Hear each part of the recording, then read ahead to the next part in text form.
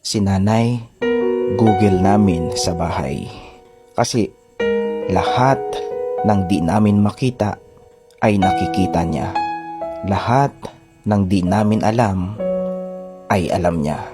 Lahat na lang itinatanong sa kanya. Gaya lamang ng mga ito. Mama, asaan po yung towel? Mama, asaan po yung sabon? Mama, asaan po yung uniforme ko?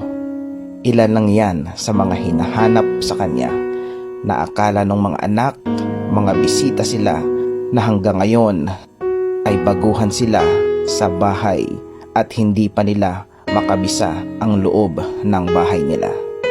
At kahit mga kalat, linisin at hugasin, si Nanay pa rin ang nakapapansin. Kasi paano, halos nakatutok sa cellphone screen. Kaya mga anak, pasalamatan nyo lagi ang mga nanay nyo.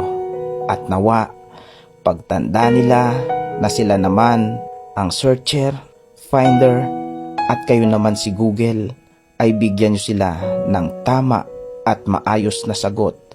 Huwag makakalimot na naging accurate sila noon sa pagbibigay sa inyo ng tugon.